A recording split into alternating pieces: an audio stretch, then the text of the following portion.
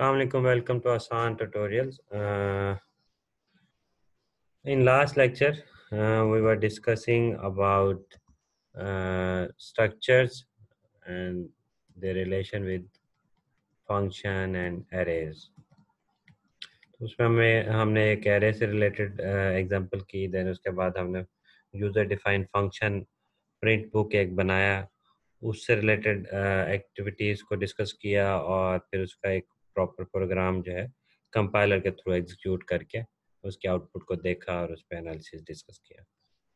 तो इसके बाद एक छोटी सी एक्सरसाइज है, इसको थोड़ा सा डिस्कस कर लेते हैं कि write a program that declare the structure to store book ID, price and pages.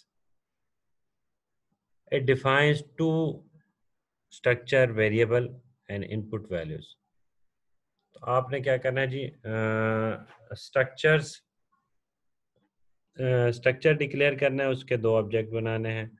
उन दो ऑब्जेक्ट्स में वो बुक्स के ऑब्जेक्ट होंगे, दो बुक्स होंगी, दो बुक्स का रिकॉर्ड होंगे, उसमें उसकी आईडी, प्राइस, पेजेस जो है वो इनपुट कराएंगे। उसके बाद दोनों बुक्स में से जो कॉस्टली बुक होगी उसको हमने डिस्प्ले करना। तो उसको डिस्प्ले करने के लिए वही हमारी सिलेक्शन स्टेटमेंट जो इफ एल्स स्टेटमेंट वगैरह है उसके थ्रू कर सकते हैं, स्विच स्टेटमेंट के थ्रू कर सकते हैं। और ये सारी एक्टिविटी हम थ्रू यूज़र डिफाइन फंक्शन करना चाहें तो वो भी आसानी से हो सकता है। जैसे हमारा प्रिंट फंक्शन अभी हमने किया था, प्रिंट बुक वाला फंक्शन, उसी तरीके से हम ये भी परफॉर्म कर सकते हैं। सिर्फ एक जो थोड़ी सी चेंजेस इसमें होंगे वो इफ एल्स स्टेटमेंट से रिलेटेड कंडीशन लगानी होगी। तो दोस्तों नेक्स्ट हमारी डिस्कशन जो है वो क्लासेस के ऊपर है। बेसिकली क्लासेस या स्ट्रक्चर्स ये और ऑब्जेक्ट्स की डिस्कशन इसलिए चल रही है कि ये ऑनवर्ड आपके जितने भी डाटा स्ट्रक्चर्स हैं उसकी इम्प्लीमेंटेशन में आपने यूज़ करना है, और फिर उनके यूज़ के साथ साथ फिर इस पे फर्दर एफिशिएंट मेथड्स होंगे कुछ, और उसकी जो है एल्गोरिथम की एनालिसिस वगैरह होगी ताकि हमें प्रॉपर एक एफिशिएंट कोड और एक अच्छा सा प्रोग्राम या सॉफ्टवेयर बनाने में मदद मिल सके। तो स्टार्ट करते हैं classes. C plus plus is an object oriented programming. अच्छा, सी प्लस प्लस से पहले जो है डेनिस रिची ने जो लैंग्वेज बनाई थी वो थी सी प्रोग्रामिंग लैंग्वेज। सी और सी प्लस प्लस में थोड़ा सा डिफरेंस है। सी का साइंटैक्स थोड़ा सा चेंज है और सी प्लस प्लस का साइंटैक्स जो है वो थोड़ा सा अपडेटेड है।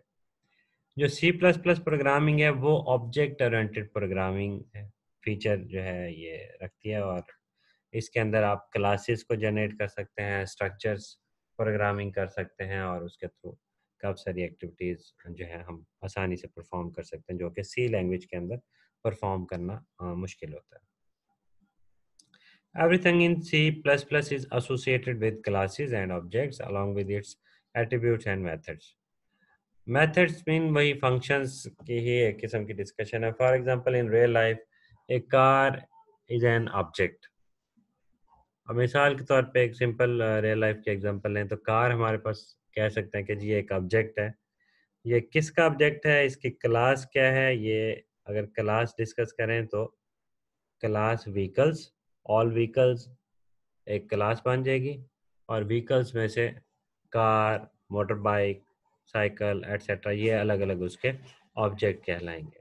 The car has attributes such as weight, colour and method such as drive and brake etcetera.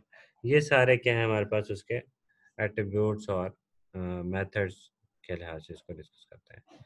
ये मेथड्स या डाटा मेंबर्स, डाटा फंक्शंस ये क्या होते हैं, ये जो लास्ट लेक्चर में हमने स्ट्रक्चर डिक्लेरेशन में हमने डिस्कस किया था कि उसके अंदर कुछ हमने वेरिएबल्स, कुछ डाटा टाइप डिक्लेयर किए थे जैसे int roll number, int average और इंट ग्रेड। तो वो हमारे डाटा मेंबर्स थे।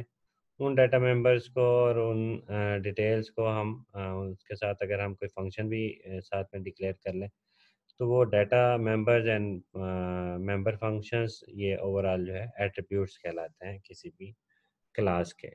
और उस एट्रीब्यूट्स को उस क्लास से रिलेटेड जो आप ऑब्जेक्ट क्रिएट करते हैं, वेरिएबल बनाते हैं, जैसे हमने एस इजाज बनाया था, तो वो वेरिएबल, वो ऑब्जेक्ट जो है, हम उस ऑब्जेक्ट को सारे सारे एट्रीब्यूट्स जो हैं क्लास के, वो दे सकते हैं थ्रू डॉट ऑपरेटर, जो हमने लास्ट टाइम एक्सेस करने के लिए यूज़ किया था। Attributes and methods are basically variables and functions that belongs to the class. These are often referred to as a class members. तो वही डिस्कशन है जो स्ट्रक्चर में थी, बस स्ट्रक्चर की जगह पे हम स्ट्रक्ट कीवर्ड यूज़ करते थे और क्लास की जगह पे हम क्लास कीवर्ड यूज़ करेंगे। अभी मैं एक छोटा सा प्रोग्राम एग्जांपल करके भी आपको क्लास समझा दूंगा। A class is a user defined data type that we can use in our program, and it works as an object constructor or blueprint for creating object. Blueprint mean कि उसका एक proper plan कह लें, नक्शा कह लें। उस point of view से यहाँ पे डिस्कशन हो रही है कि क्लास जो है एक यूजर डिफाइंड डाटा टाइप बना रही होती है, जिसको हम अपने प्रोग्राम में यूज करते हैं। क्लास क्रिएट करने का तरीका क्या है जी? टू क्रिएट अ क्लास वो यूज क्लास कीवर्ड। सेम जैसे हम स्ट्रक्ट कीवर्ड यूज करते थे, वैसे क्लास कीवर्ड यूज करते हैं। अब एग्जांपल आगे डिस्कस कर लेते हैं एक छोटी सी। सपोज कि हमारे पास एक क्लास है, उसका कीवर्ड क्लास के थ्रू उसको हमने क्रिएट किया और उसका नेम हमने जो है वो माई क्लास रख दिया। जैसे लास्ट टाइम स्ट्रक्ट एस था या फिर स्ट्रक्ट बुक्स था, यहाँ पे हम क्लास जो है उसका नेम हमने माई क्लास रख दिया। देन उसके बाद public keyword is an access specifier which specifies that members, attributes and methods of the class are accessible from outside the class. तो हम इसकी डिटेल्स भी आगे डिस्कस करेंगे कि एक्सेस स्पेसिफायर की क्या डिटेल्स है। तो नेक्स्ट हम अब डिस्कस करते हैं। अब क्लास के अंदर बेसिकली होता क्या है कि सेम जैसे स्ट्रक्चर के हम अंदर हम डाटा मेंबर डिक्लेयर किया करते थे, int roll number, int average और एटसेट्रा। इसी तरीके से हम यहाँ पे सपोज के इंट माई नंबर, माई नम और स्ट्रिंग वेरिएबल के लिए इंट सॉरी स्ट्रिंग माई स्ट्रिंग के नेम से हम एक वेरिएबल डिक्लेयर कर लेंगे, डाटा मेंबर के तौर पे वो यूज़ होंगे। When variable are declared within a class, they are called attributes. तो उन वेरिएबल्स को, डाटा मेंबर्स को हम एट्रीब्यूट्स कहेंगे, जो कि क्लास में एक प्रॉपर यूज करने के लिए हम लिखते हैं। At last the end class definition with the semicolon. तो सेम जैसे स्ट्रक्चर के अंदर कर्ली ब्रैकेट बाद सेमीकोलन लगाते थे, इसी तरीके से क्लास के एंड पे भी हम सेमीकोलन लगा देंगे।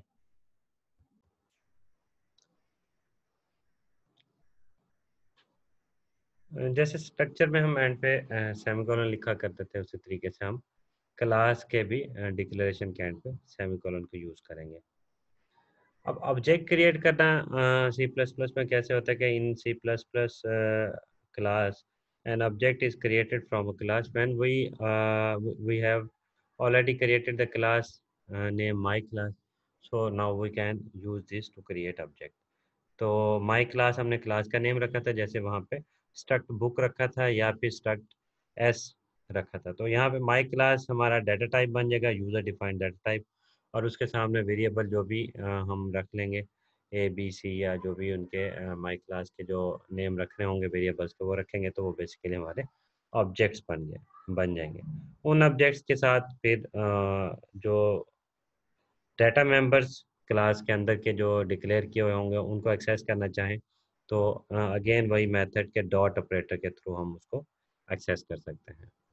तो देन अभी मैं आपको एग्जांपल के थ्रू एक्सप्लेन करता हूँ कि क्लास कैसे वर्क करती है। सपोज कि हमारे पास ये एक प्रोग्राम है क्लास से रिलेटेड, और क्लास का नेम हमने रख दिया बॉक्स। अब एक कोई बॉक्स है सपोज, तो उस बॉक्स में जनरल डिस्कशन करें तो उस बॉक्स की क्या क्या क्या एट्रीब्यूट्स या क्या क्या फीचर्स उसके अंदर हो सकते हैं। तो ऑब्वियसली बॉक्स की जो है कुछ लेंथ होगी, कुछ उसकी जो है विड्थ होगी, कुछ हाइट होगी। तो इस बॉक्स के जो फीचर्स में हाइट, लेंथ, विड्थ, ये सारी चीज़ें हम अगर देखें तो ये सारी मिला के ओवरऑल हमारे पास बॉक्स के एट्रीब्यूट्स कहलाएंगे। तो इससे रिलेटेड अगर हम प्रोग्राम बनाएं, तो प्रोग्राम में आप देखें कि जी सपोज के क्लास का नेम हमने रख लिया बॉक्स। देन हमने यहाँ पे एक पब्लिक कीवर्ड, पब्लिक और प्राइवेट कीवर्ड, ये क्लासेस या ऑब्जेक्ट ओरिएंटेड के सब्जेक्ट में इसकी डिटेल अवेलेबल है, आप उसमें इसकी डिटेल लिसन कर सकते हैं। फिलहाल इतना देख लें कि जो पब्लिक कीवर्ड जहाँ लिखा होता है वहाँ पे डाटा मेंबर आसानी से आउटसाइड द क्लास एक्सेस हो जाते हैं। जो प्राइवेट लिखा होता है वो सिर्फ उसी क्लास के मेंबर को वही क्लास ही यूज़ कर सकती है, कोई और क्लास उसको आसानी से एक्सेस नहीं कर सकती। तो यहाँ पे हमने एट्रीब्यूट्स में से, डाटा मेंबर्स में से सबसे पहले एक डाटा मेंबर लिया जिसका नाम हमने रख दिया डबल, सॉरी डबल लेंथ। और जो दूसरा है वो डबल टाइप का लिया है, डाटा टाइप का, वो है ब्रिथ। और ब्रिथ के बाद हाइट एक हमने ले लिया। तो उसके बाद हमने ये डिक्लेरेशन कंप्लीट कर ली। उसमें तीन टोटल हमने मेंबर्स लिए, एक लेंथ के लिए, एक ब्रेथ के लिए और एक हाइट के लिए लिए, जो कि बॉक्स एक क्लास है उसके लिए लिए। अब बॉक्स कई किस्म के हो सकते हैं, कई किसी की लेंथ ज़्यादा होगी, किसी की साइज़ ज़्यादा होगी, हाइट ज़्यादा होगी। तो अलग अलग साइज़ के जो बॉक्सेस हैं वो अलग अलग हम वेरिएबल उनके क्रिएट कर लेंगे, और उनकी अलग अलग जो लेंथ है, उसकी विड्थ है, वो हम टाइप करते जाएंगे। और इससे रिलेटेड जो है बॉक्सेस की कंप्लीट एक क्लास जो है उससे रिलेटेड कंप्लीट रिकॉर्ड अगर हम सेव करना चाहें तो वो कर सकते हैं बआसानी। तो आगे चलते हैं ईंट के अंदर।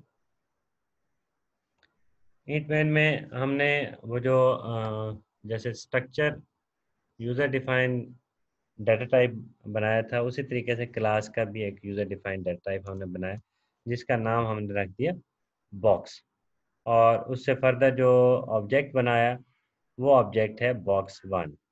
और देन बॉक्स टू जो है वो भी एक और हमने ऑब्जेक्ट बना लिया। तो ये बेसिकली ऑब्जेक्ट जो है वो वेरिएबल्स होते हैं आपकी क्लास के। और एक सिंपल वेरिएबल हमने ले लिया जो डिक्लेयर किया वॉल्यूम के नेम से, जिसको डाटा टाइप डबल दे दिया, इनिशियल वैल्यू उसकी जो है 0.0 रख दी, जो कि इनिशलाइज भी कर दिया। इसका मकसद क्या है, ये सपोज कि हम दो बॉक्सेस की डिटेल लेंगे, डिटेल जो है ओवरऑल उसके वॉल्यूम को कैलकुलेट करने में यूज़ होगी। तो बॉक्स वन की स्पेसिफिकेशन अगर हम लें तो बॉक्स वन डॉट हाइट। अब देखिए यहाँ पे हमें प्रॉपर इनपुट कराने के बजाय हम डायरेक्ट इनिशलाइज भी कर सकते हैं। तो box one dot height is equal to 5, box one dot length is equal to 6 and then breadth is equal to 7। Box one की हमने स्पेसिफिकेशन ले ली, देन बॉक्स टू की स्पेसिफिकेशन हमने ले ली। और बॉक्स टू की स्पेसिफिकेशन में कुछ वैल्यूज जो है बॉक्स वन से रिलेटेड जैसे वो ली हुई है वो चेंज है इसमें।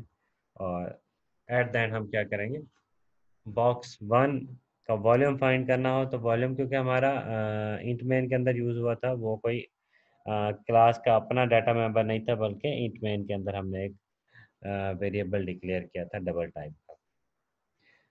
तो box one dot height multiply by box two dot length multiply by box one, sorry box one की लेंथ और multiply by box one dot breadth. तो इनके मल्टीप्लिकेशन के बाद जो आंसर होगा वो हमारे वेरिएबल वॉल्यूम के अंदर स्टोर हो जाएगा, जो कि एक लोकल वेरिएबल हमने इंट मेन के अंदर जनरेट किया, डिक्लेयर किया, और उसकी इनिशियल वैल्यू भी 0 दे दी थी। Then volume of box one is equal to volume, ये हमारे पास डिस्प्ले पे आ जाएगा सी आउट के ज़रिए से।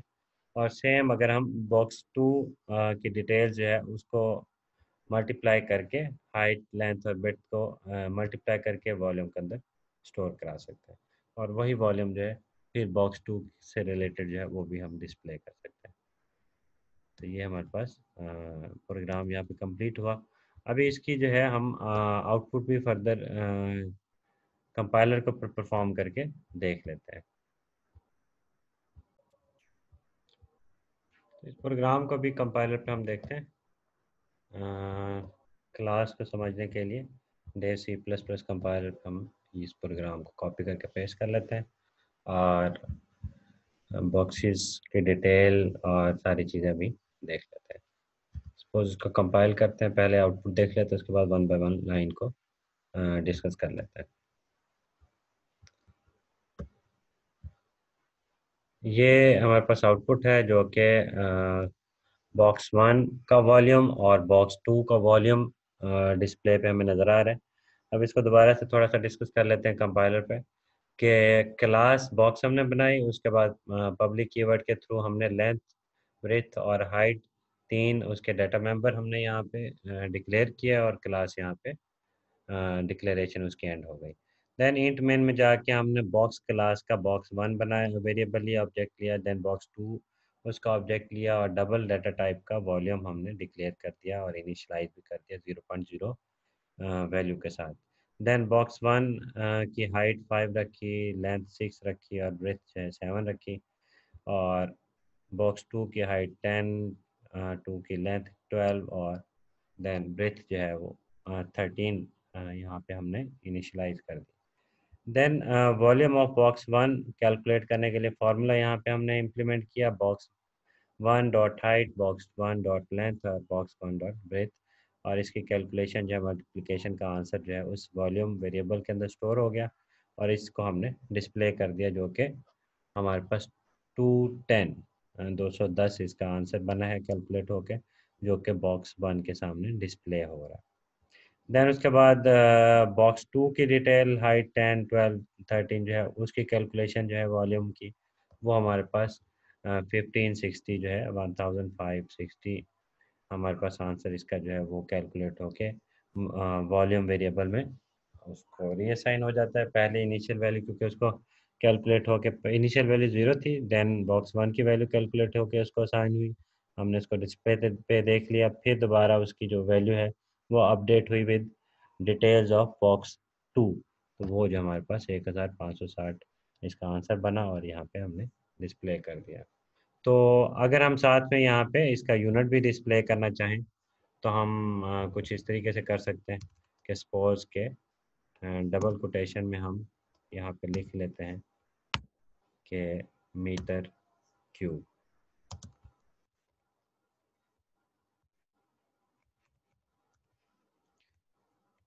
यूनिट भी साथ में डिस्प्ले हो जाएगा।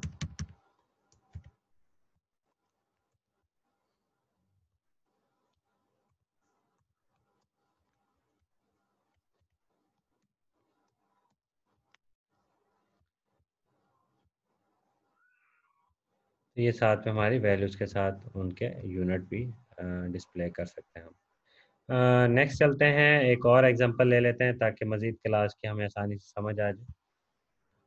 ये एक ऐसा प्रोग्राम है जिसमें हमने क्लास के ऑब्जेक्ट क्रिएट करने के साथ साथ हमने फंक्शंस, डाटा फंक्शन जो उसके अंदर मेंबर फंक्शंस होते हैं, मेथड्स होते हैं, उनको भी साथ में टेस्ट किया हुआ है, उनको भी हमने यूज़ किया हुआ है।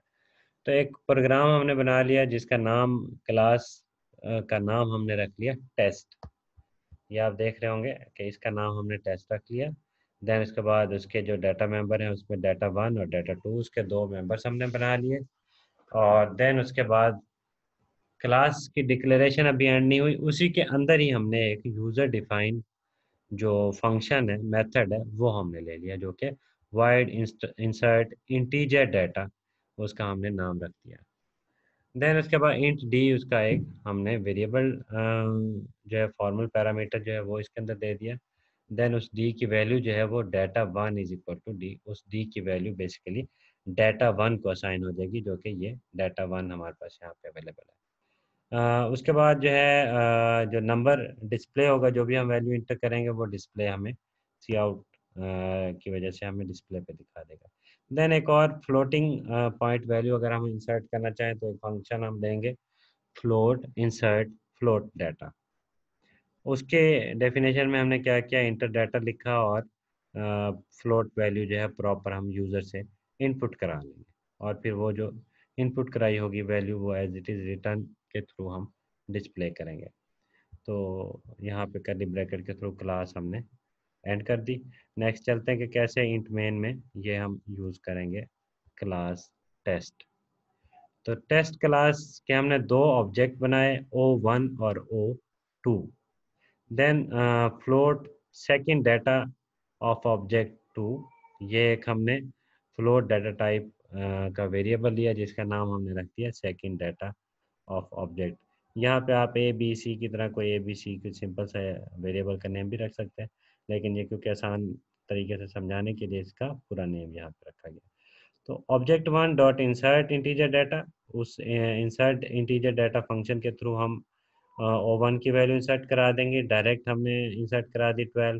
Then second data value is equal to, जो सेकंड हमने ये एक वेरिएबल सिंपल सा लिया है, इंट मेन के अंदर लोकल वेरिएबल हमने डिक्लेयर किया है, इस वेरिएबल के अंदर फ्लोटिंग वेरिएबल के अंदर O2 ऑब्जेक्ट के थ्रू हम फ्लोट वाला मेंबर फंक्शन कॉल करेंगे। O2 dot insert float data, insert float data जो हमारे पास लाइन नंबर 14 के अंदर के ऊपर जो है लिखा हुआ है, उस फंक्शन को यहाँ पे हमने कॉल किया और यूज़ किया, एक्सेस किया थ्रू डॉट ऑपरेटर। और उस डॉट ऑपरेटर के थ्रू उसको एक्सेस करने के बाद हमने उसकी वैल्यू असाइन करनी है, और एट देन हम सेकंड जो वैल्यू थी उसको डिस्प्ले करना चाहें तो ये डिस्प्ले हो जाएगा।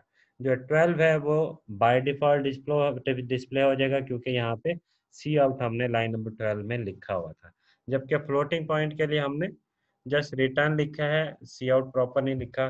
तो सी आउट हम इंट मेन के अंदर प्रॉपर लिख के उस फंक्शन की जो वैल्यू होगी वो रिटर्न करके हम देख सकते हैं, डिस्प्ले कर सकते हैं।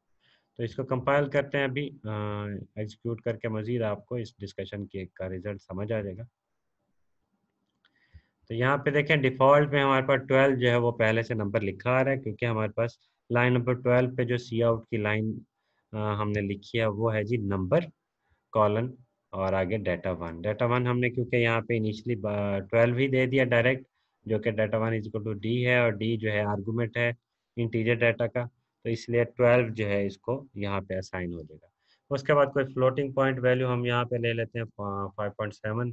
तो ये 5.7 जो है हमारी बेसिकली कहाँ चली जाएगी, सेकंड डाटा ऑफ ऑब्जेक्ट जो है O2 के अंदर चली जाएगी, और O2 की वैल्यू जो है O2 dot insert float data, इस फंक्शन के थ्रू इसके पास वैल्यू जाएगी, जो कि इस टाइम लाइन नंबर 14 पे जो है हमने ये फंक्शन यूज़र डिफाइन बनाया हुआ है, और इसके अंदर वैल्यू इंसर्ट कराने के लिए डाटा 2 एक वेरिएबल लिया, जो कि हमारे पास लाइन नंबर 7 में डाटा मेंबर वेरिएबल डाटा 2 है। तो इसके थ्रू हमने उस वैल्यू को एंटर कराया, तो उसने सिंपली हमें डिस्प्ले कर दिया ड्यू टू लाइन नंबर 27। तो दोस्तों आज के लिए उम्मीद करता हूँ कि आपको स्ट्रक्चर और क्लासेस इसकी डिटेल से समझ आ चुकी होगी, और ऑब्जेक्ट्स के हवाले से भी आपको आइडिया काफ़ी हद तक क्लियर हो गया होगा। इन चीज़ों की मज़ीद डिटेल जो है वो ऑब्जेक्ट ओरिएंटेड प्रोग्रामिंग के सब्जेक्ट में होती है। फ़िलहाल आपको आई होप के इतना आइडिया रिव्यू हो गया होगा ऑब्जेक्ट ओरिएंटेड प्रोग्रामिंग और क्लासेस स्ट्रक्चर का, कि जो आप आगे डाटा स्ट्रक्चर के सब्जेक्ट में अब इम्प्लीमेंट करें, तो आपको आसानी से स्ट्रक्चर और क्लासेस की मदद से डाटा स्ट्रक्चर इम्प्लीमेंट करना आ जाए। और उसमें लिंक लिस्ट इम्प्लीमेंट करना हो, चाहे सिंगली हो, डबली लिंक लिस्ट हो, या लिंक लिस्ट की कोई टाइप हो, चाहे स्टैक क्यूज की इम्प्लीमेंटेशन हो, इन सारी चीज़ों की इम्प्लीमेंटेशन में आपको क्लासेस और स्ट्रक्चर का आना बहुत ज़्यादा ज़रूरी था। और इसके अलावा हमें पॉइंटर्स का आइडिया होना वो भी बहुत ज़्यादा ज़रूरी है। नेक्स्ट जो मेरा ट्यूटोरियल है वो पॉइंटर के ऊपर है। आप नेक्स्ट लेक्चर देखने के लिए बेल आइकॉन को क्लिक कर दें, चैनल को सब्सक्राइब कर लें, ताकि आपको नेक्स्ट लेक्चर पॉइंटर्स और बाकी जितने भी नए लेक्चर्स अपलोड हों उसके बारे में आपको नोटिफिकेशन मिल सके। तो शुक्रिया, थैंक यू, अल्लाह हाफिज़।